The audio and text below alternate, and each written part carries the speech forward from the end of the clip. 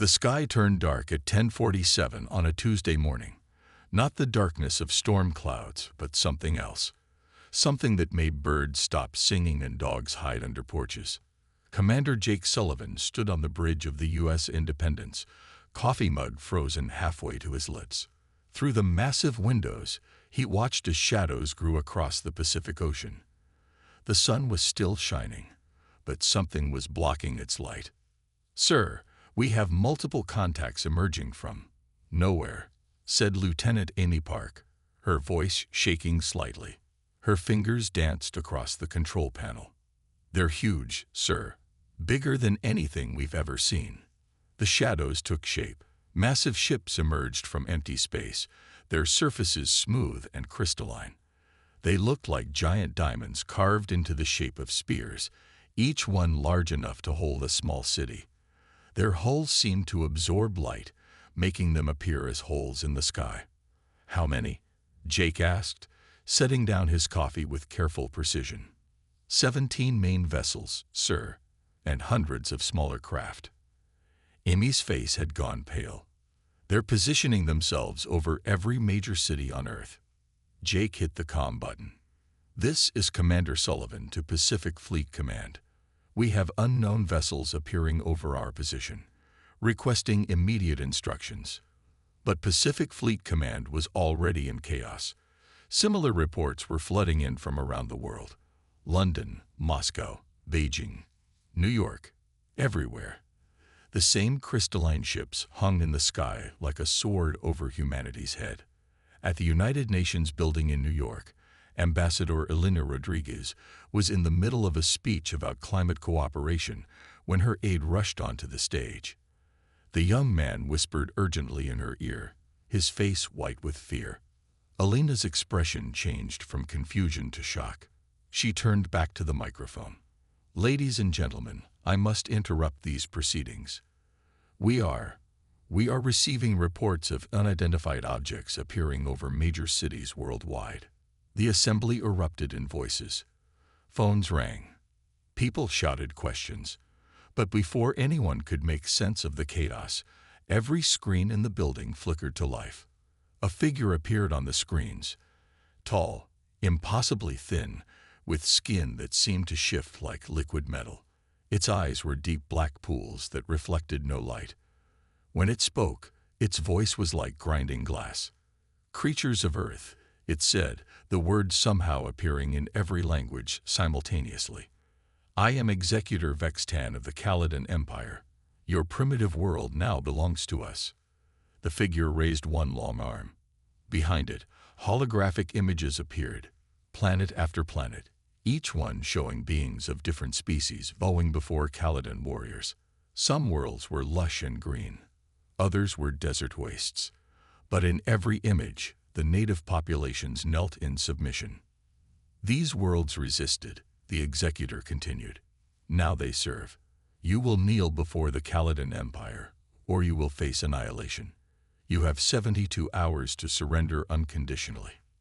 The screens went dark. In Washington, D.C., President Marcus Johnson stared at the blank monitor in the Situation Room. Around him, generals and advisors sat in stunned silence. Finally, General Sam Carter spoke. "Mr. President, our weapons can't even scratch those ships. We've tried everything. Missiles, energy weapons, even nuclear options. Nothing works." "What about their demands?" asked Secretary of Defense Grace Thompson. "Maybe we should consider." "No." The president's voice was firm. "We need options. Get me our best scientists. I want to know everything about these Caladans, their technology, their weaknesses, everything." Meanwhile, in a small laboratory at MIT, Dr. Lisa Martinez was already working. She had captured the alien transmission and was running it through every analysis program she had. Her colleague, Dr. Kevin Chen, burst through the door. "Lisa, did you see the frequency modulation in their shields?" she interrupted, not looking up from her screens. "There's a pattern. If we can match it." Above Earth, the Caladan ships waited like patient predators. Inside the U.S. Independence, Commander Sullivan watched them through his scope.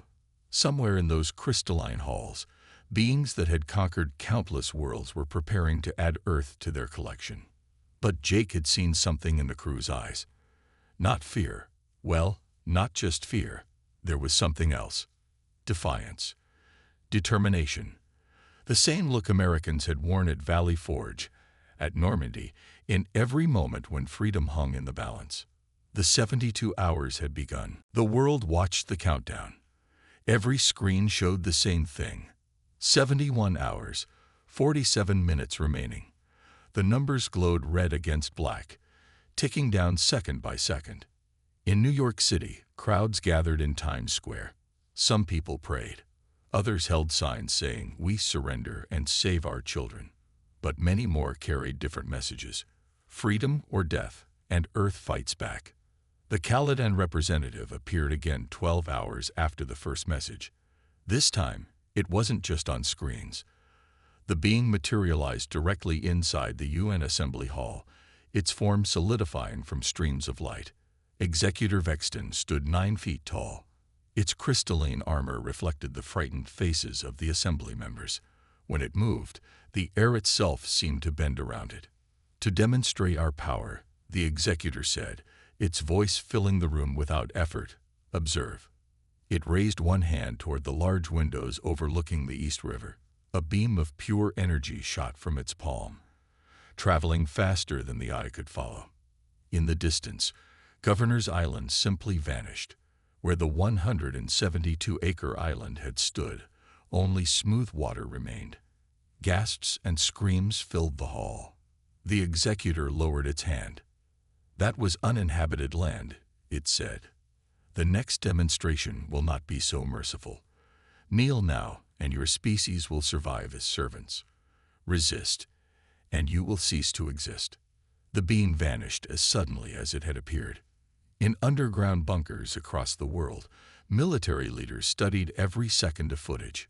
General Sam Carter watched the island's destruction for the 100th time. "Complete molecular breakdown," he muttered. "How do you fight something that can erase matter?" Captain Maya Patel of the Special Forces had a different focus. She studied the executor's armor, the way energy flowed through its crystalline segments. "There," she said, pointing at the screen. "See that fluctuation when it fires? The armor draws power from somewhere. If we can disrupt that connection." President Johnson held emergency meetings with world leaders. The Chinese president spoke first, through the secure connection. "My generals recommend surrender," he said. "We cannot fight gods." "They're not gods," President Johnson replied. "They're just another empire, and empires fall." "At what cost?" asked the Russian president. "How many must die for your American pride?" But it wasn't just Americans who refused to kneel. In London, crowds sang defiant songs. In Tokyo, engineers worked around the clock on weapon modifications. In Mumbai, programmers tried to hack alien signals. Dr. Kevin Chen made a breakthrough at 3 a.m. He burst into Lisa Martinez's lab, tablet in hand. "Lisa, the shield frequency, it's not constant. It cycles through a pattern every 3.7 seconds. There's a window, tiny but real." Lisa grabbed the tablet, her eyes scanning the data. "If we time it right, Kevin, we could modify our missiles to hit during that window." Meanwhile, young hacker Chris Morgan worked from his basement in Seattle. He'd been tracking Caladan communications, using programs he'd written to crack their encryption. Most of it was beyond him, but he found something interesting. "They're talking to someone," he muttered, typing furiously. "These aren't the top commanders. They're reporting to someone else." Street artist Danny Torres painted through the night. His mural covered an entire building wall. A human figure standing tall while alien ships crumbled around it. By morning, photos of his art had gone viral. The image became a symbol of resistance. Factory owner Mike Davis didn't wait for government orders. He converted his car parts facility to weapons production. "If they want us to kneel," he told his workers, "they'll have to break our legs first." Teacher Sophie Williams organized her neighborhood. She turned the local school into a supply center. teaching elderly residents how to use emergency equipment. "We may not be soldiers," she said, "but we can still fight." Time ticked down. 48 hours left, then 36, then 24. The Kaladins waited above, patient and confident. They had conquered thousands of worlds. They had never lost. But they had never met humans before. In the White House Situation Room, President Johnson looked at the countdown clock. General Carter cleared his throat. "Sir, several nations are preparing to surrender. We could still—" "General," the president interrupted, "get me every scientist, every soldier, every person willing to fight. We have 24 hours to show these aliens what humans are made of. And if we fail—" Johnson's eyes hardened. "Then we fail standing up." The final 24 hours began with silence. Across Earth, people held their breath, waiting for humanity's response. Some countries had already sent messages of surrender to the Kaladin ships. But the major powers remained quiet. At 9 a.m. Eastern Time, with exactly 24 hours left, President Marcus Johnson walked onto the White House lawn. Cameras from every nation focused on him. Beside him stood Admiral Grace Thompson and General Luis Garcia, their faces carved from stone. The president approached the microphone. Above him, a Kaladin ship hung like a dark cloud, its crystalline hull blocking out the morning sun. "People of Earth," Johnson began, his voice steady, "we face a choice that will define our species forever. The Kaladin Empire demands we kneel. They offer us life as slaves." He paused, looking directly into the cameras. "We choose freedom. We will never kneel." The words echoed around the world. In Beijing, London, Moscow, and New Delhi, similar announcements followed. Humanity had made its choice. The Kaladins responded immediately. Energy beams lanced down from their ships, striking uninhabited areas. The Sahara Desert gained new glass valleys. Empty Pacific islands vanished. The message was clear: this is what awaits you. But humanity was already moving. Dr. Kevin Chen's frequency discovery had spread to every weapons lab on Earth. Engineers worked frantically to modify nuclear warheads. The window of vulnerability was only 0.3 seconds, every 3.7 seconds, but it was enough. Amy Park led a team that retrofitted missile guidance systems. Her hands flew over keyboards as she programmed the new attack patterns. "It's like threading a needle," she explained to her team, "while riding a rocket during an earthquake, but it can be done." In hidden bunkers, former spy Nathan Cross activated old networks.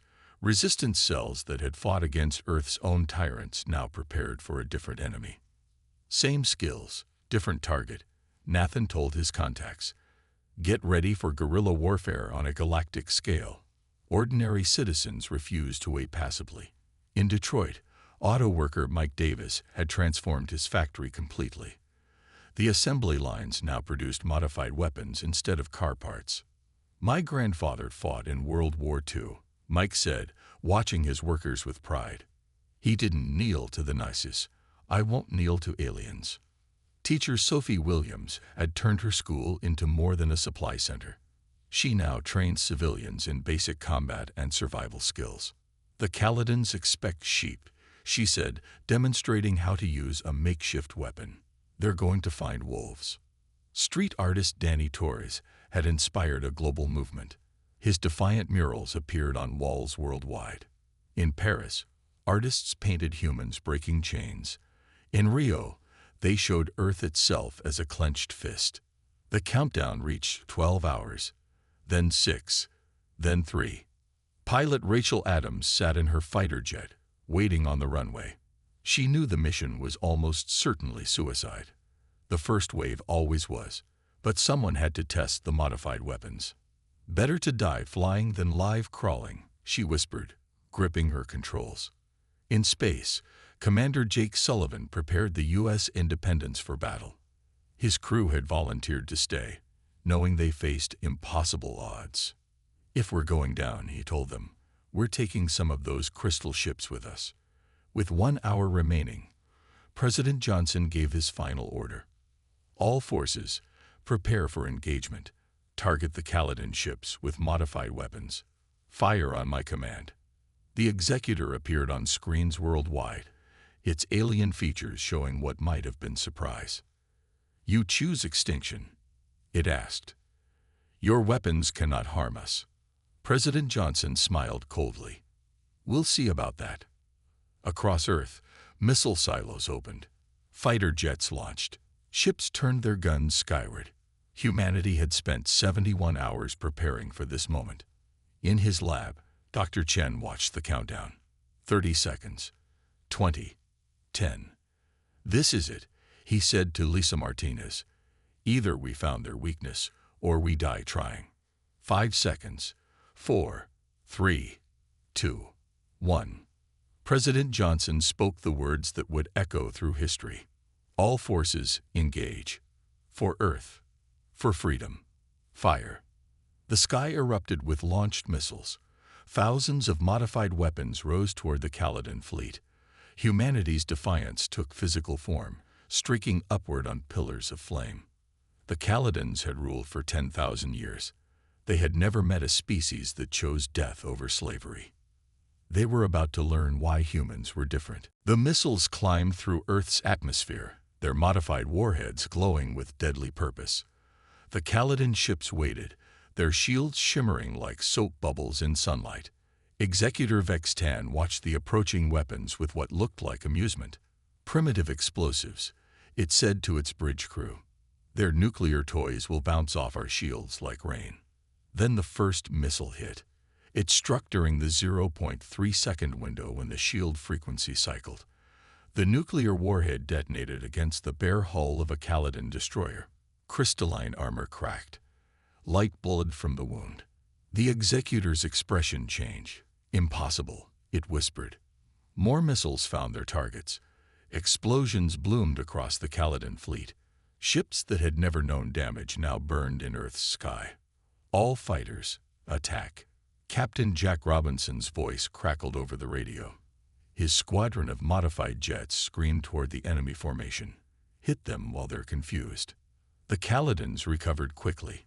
Energy beams sliced through the air, vaporizing dozens of human aircraft. But for every plane destroyed, 2 more pressed the attack. Rachel Adams pushed her fighter into a steep dive, dodging alien fire. She locked onto a Caladan gunship and fired her modified missiles. They struck true, turning the alien craft into expanding debris. First kill goes to humanity, she shouted over the comm. On the ground, the battle turned brutal. The Caladans deployed ground forces, tall warriors in powered armor that made them nearly invincible. They landed in major cities, expecting easy victories. Instead, they found Marine Sergeant Ashley White and her squad waiting in Boston. The Marines had set up ambush positions using the modified weapons. Wait for it, Ashley whispered as Caladan warriors marched down State Street. Let them get close. When the aliens reached the kill zone, she gave the order. Modified anti-tank weapons fired in perfect synchronization. The Caladan shields flickered and failed. Alien warriors fell, their crystalline armor shattered. Move. Next position. Ashley ordered. Her squad melted back into the city, using tactics learned in urban warfare. Around the world, similar scenes played out.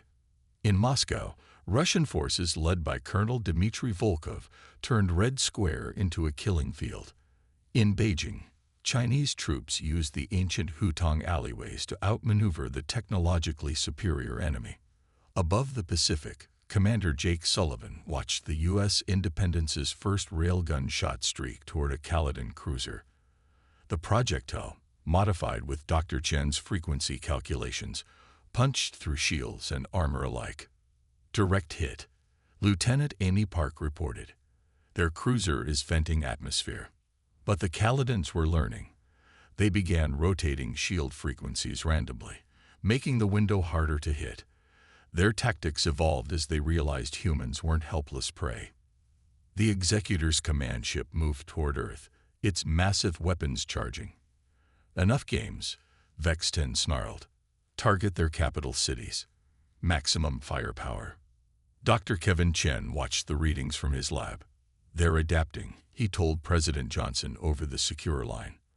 But I found something else. Their ships use quantum entanglement for communication. If we can disrupt that. Do it, Johnson ordered. Whatever it takes. The battle raged for 6 hours. Cities burned. Thousands died. But humanity kept fighting. For every human that fell, 10 more took their place. Captain Jack Robinson led the assault on the Executor's command ship. Half his squadron was gone, but they pressed forward. All units, follow my lead, he called. We're going to punch a hole right through their formation. Marine forces on the ground captured a crashed Caladan scout ship. Sergeant Ashley White dragged an injured alien pilot from the wreckage. Get this to intelligence, she ordered.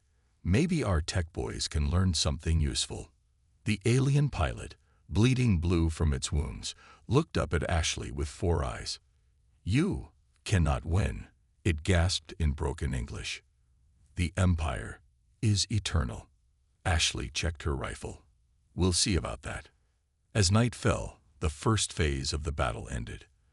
The Caladans had lost 6 ships, more than in any battle for 1,000 years. Humanity had paid dearly, but they had proven one crucial fact. The Caladan Empire could bleed. Dr. Omar Hassan studied the captured alien technology. The pilot was right about one thing, he told his team. Their empire is vast. But I found something in their navigation computer. He displayed a star map showing countless systems. Their homeworld coordinates. We know where they live. Hope, that most human of emotions, sparked in laboratories and command centers around the globe. The first strike had succeeded beyond all expectations. The war for Earth's freedom had begun. The captured Caladan technology changed everything. Scientists around the world worked day and night to understand it. In a secret facility under Nevada, Dr. Omar Hassan's team made the breakthrough. Their warp gates, he explained to General Carter. We can use them. We can take the fight to their space. President Johnson didn't hesitate. Operation Prometheus is approved. We hit them where they live. Commander Steve Phillips was chosen to lead the mission. A veteran of 3 wars, he had one quality everyone agreed on. He never gave up. His team included demolitions expert Tony Martinez and xenobiologist Dr. Emma Clark. Our mission is simple, Phillips told his hand-picked crew. Go through their warp gate, find their supply lines, destroy everything we can, come home if possible. They knew it was likely a one-way trip. Meanwhile, Earth was far from defeated. The Caladans had landed more troops, turning major cities into war zones. But humans had advantages the aliens hadn't expected. In the ruins of Chicago, mechanic Joe Miller had turned his garage into a weapons workshop. He studied captured Caladan technology and found ways to improve it. Their stuff is fancy, he said, welding alien components onto human weapons. But we know how to improvise. Nurse Patricia Lee ran an underground hospital in Los Angeles. She treated wounded fighters and learned how to use captured Caladan medical devices. Their healing tech is amazing, she said, saving another life. Too bad they never thought we'd steal it. Street fighter Carlos Ramirez led urban warfare units in Miami. His fighters used the sewers and subway tunnels to move unseen. They expect us to fight like soldiers, Carlos explained to new recruits. But we fight like ghosts. Even children help the resistance. Teenager Jenny Kim ran messages between hideouts in Seattle. She was small, fast, and fearless. My parents died in the first attack, she said quietly. This is for them. 3 weeks after the invasion began, Operation Prometheus launched. Using captured codes, Commander Phillips's team accessed a Caladan warp gate hidden in orbit. Here we go, Phillips said as his ship approached the swirling energy portal. For Earth. They emerged in Caladan space. What they saw shocked them. Hundreds of enslaved worlds, countless species living under Caladan rule. The Empire was even larger than they'd imagined. Tony Martinez set charges on a massive supply station. "This will hurt them," he said, arming the explosives. "But we need to do more." Dr. Emma Clark made contact with enslaved aliens on a mining world. Using the translation device from the captured ship, she shared a simple message: "Earth fights back. Join us." The message spread like wildfire through the slave populations. Suddenly, the Kaladins faced rebellions on multiple worlds. Back on Earth, the tide was turning. Humanity had learned to predict Kaladin tactics. Modified weapons became more effective each day. Most importantly, humans adapted while the Kaladins remained rigid in their ancient methods. The executor Vexten grew increasingly frustrated. How do these primitives keep winning? It demanded of its staff. A Kaladin analyst responded nervously. "They change tactics constantly. They use our own technology against us, and they seem to enjoy the chaos of battle." The war expanded beyond Earth. Commander Phillips's team had succeeded beyond all hopes. They destroyed 3 major supply depots and freed a dozen slave worlds before the Kaladins cornered them. "This is Phillips," he broadcast on all frequencies. "Earth remains free. To all enslaved species, rise up. The Kaladins can be beaten." His ship exploded under concentrated fire, but the message had already spread across the galaxy. On Earth, the final push began. Humanity had reverse-engineered enough Kaladin technology to build their own energy weapons. Dr. Susan Taylor led the project that would change everything. "We've done it," she announced to President Johnson. "We can build our own fleet, our own weapons, better than theirs." The Kaladins had expected to add Earth to their empire within days. Instead, they faced a species that grew stronger with each battle. A species that turned their own technology against them. A species that inspired others to fight. In space, on 100 worlds, the cry went up: "Earth fights. Earth wins. Rise up." The Kaladin Empire, unchanged for 10,000 years, had finally met its match. 6 months had passed since the Kaladins arrived. Earth looked different now. Crashed alien ships dotted the landscape. Human cities bore scars of battle. But humanity's spirit burned brighter than ever. In orbit, the U.S. Defiance floated like an eagle ready to strike. Captain Frank Mitchell stood on its bridge, watching his crew prepare for battle. The Defiance was humanity's first true warship, built with a mix of human ingenuity and captured Kaladin technology. "All systems green, Captain," reported his first officer. "The fleet is ready." Behind the Defiance, 20 more ships waited. Each one bristled with Dr. Susan Taylor's new energy weapons. Humanity had learned to build better versions of Kaladin technology. "The aliens thought they were teachers," Mitchell said.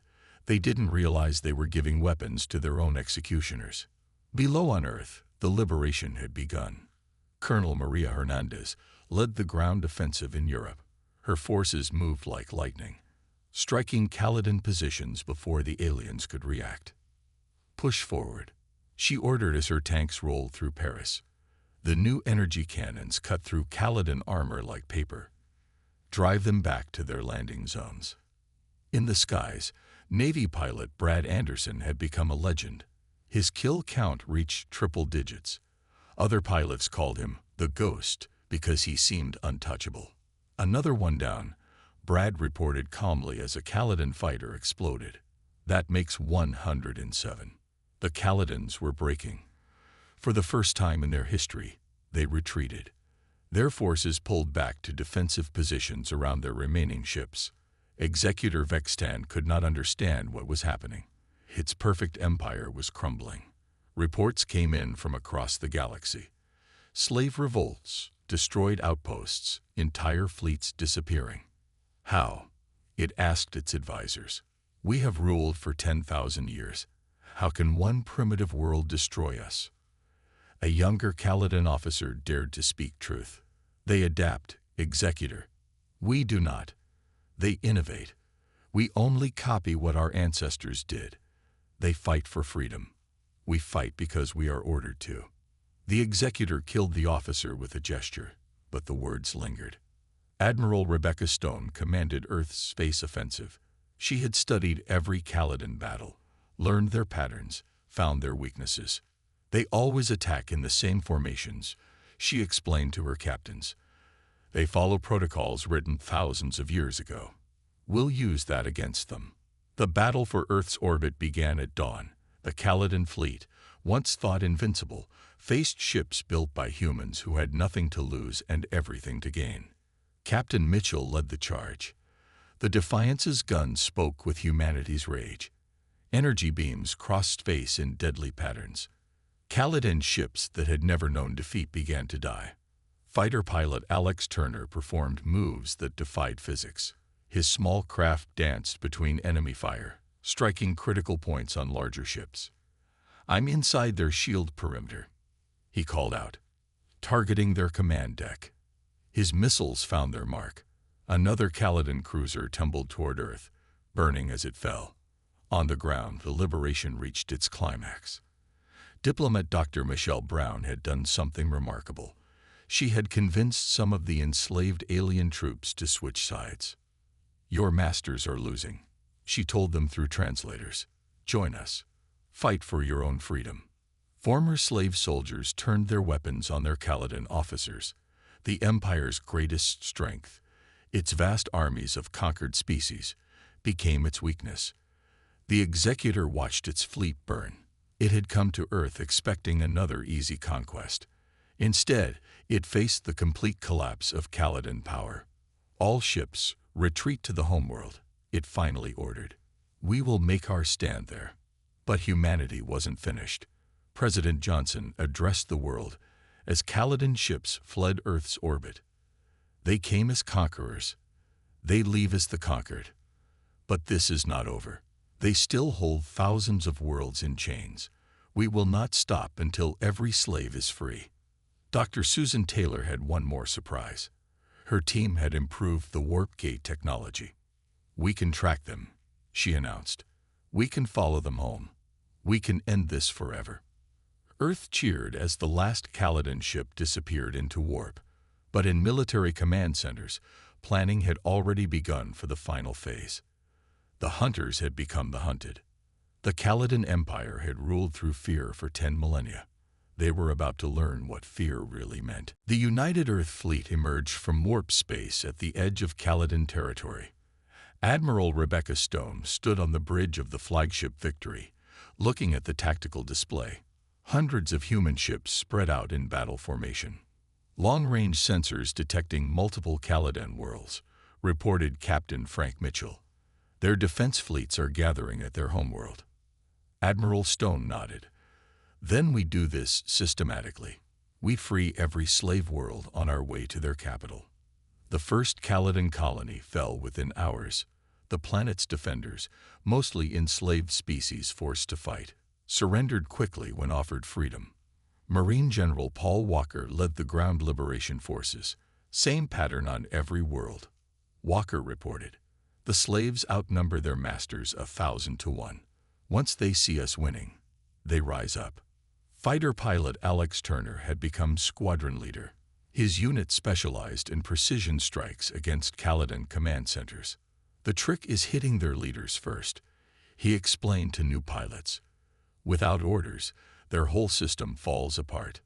3 weeks into the campaign, humanity had freed 40 worlds. Each liberation sparked more rebellions. The Caladan Empire was collapsing like a house of cards. Dr. Michelle Brown worked with freed aliens to establish new governments. She found something amazing. Many species had preserved their old cultures in secret. They never truly conquered these people, she told Admiral Stone. They only controlled them through fear. Remove the fear, and freedom returns naturally. The Executor Vextan watched his empire crumble from the crystal spires of the homeworld. Every day brought worse news. Entire sectors declaring independence. The slave armies deserting. Ancient tribute routes cut off. "How did we not see this?" it asked the empty throne room. 10,000 years of rule, ended by one defiant species. As humanity's fleet pushed deeper into Caladan space, they found the truth about the Empire. It was hollow. The Caledons had stopped innovating centuries ago. They had no new ideas, no creativity, no ability to adapt. They're parasites, Dr. Emma Clark concluded after studying their society. They built nothing new. They just stole from conquered worlds and enforced old traditions. Fighter pilot Brad Anderson led the assault on the Caledon's main shipyard. What they found shocked everyone. The facility was automated, building the same ship designs for thousands of years. "No wonder we beat them," Brad said, watching the ancient factory burn. They'd been using the same tactics since before Earth had civilization. The final approach to the Caledon homeworld revealed the Empire's last secret. The planet was surrounded by ancient defense platforms, weapons from their earliest conquests. "Those are museum pieces," laughed gunner Sarah Murphy. "My grandmother could take them out with a slingshot." But the Caledons had one final card to play. As humanity's fleet approached, they activated an ancient doomsday weapon, a device that could crack planets.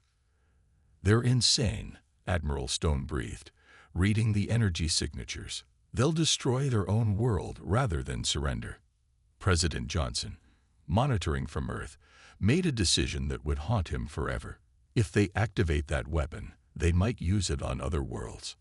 On Earth, we have to stop them. "Admiral," he ordered, "you are authorized to use all necessary force. End this threat permanently." Marine General Walker prepared his troops for the final assault. They would drop directly onto the Caledon capital, racing to disable the doomsday weapon. "This is it," he told his soldiers. "Everything we've fought for comes down to this moment." The Caledon homeworld sparkled in space like a jewel. Its crystal cities reflected the light of 3 suns. Libraries held the knowledge of 10,000 years. Billions of Caledons lived in their shining towers. All of it was about to end. Executor Vexton stood before the doomsday weapons controls. Its hand hesitated over the activation switch. In that moment, it finally understood what its empire had become: a hollow shell, maintained by fear and tradition. Perhaps it whispered, "This is justice." The final battle was about to begin. The fate of the galaxy hung in the balance. Humanity had come to end the Caledon threat forever. One way or another, the age of the Caledon Empire would end today. The final battle began with silence. For a heartbeat, both fleets held their positions above the Caledon homeworld. Crystal towers reached towards space like frozen lightning.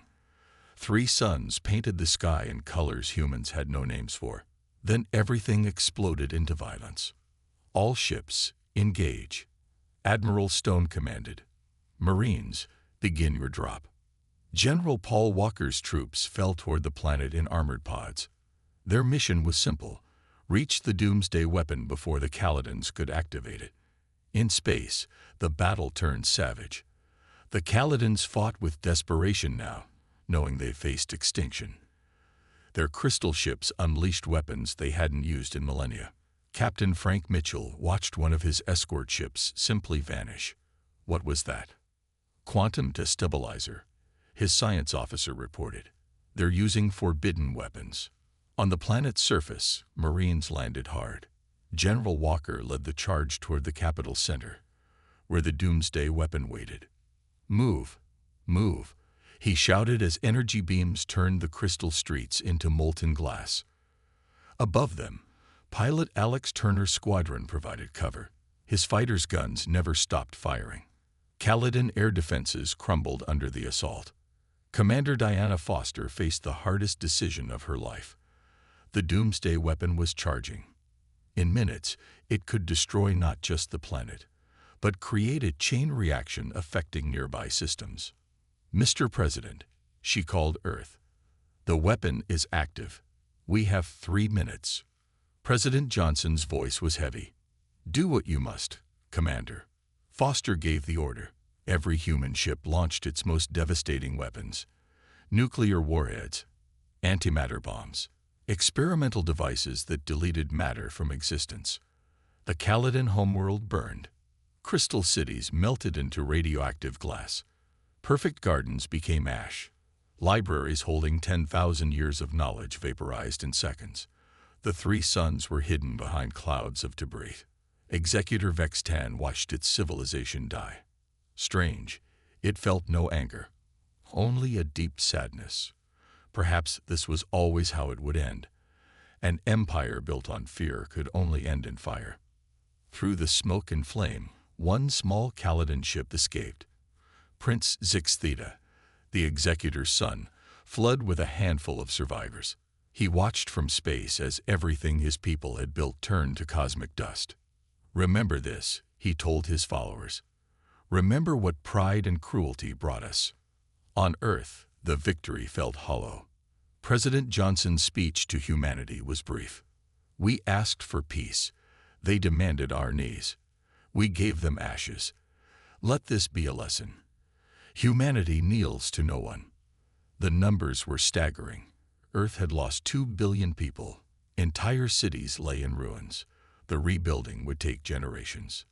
But humanity had survived. And more, they had freed the galaxy. Where the Caladan Empire once ruled, new civilizations flowered. Species that had been enslaved for thousands of years rediscovered their cultures. They looked to Earth as the world that broke their chains. Years passed. Monuments rose on Earth's scarred surface. Not celebrations of war, but memorials to the price of freedom. Children learned about heroes like Private Sean O'Brien, who held a position alone for 6 hours. About scientist Dr. Helen Park, who died perfecting the shield-breaking technology. In schools, they taught the most important lesson. Freedom has a price, and sometimes that price is everything. Former pilot Alex Turner, now an old man, often visited the memorial in New Washington. He'd touch the names carved in black stone, friends who didn't come home.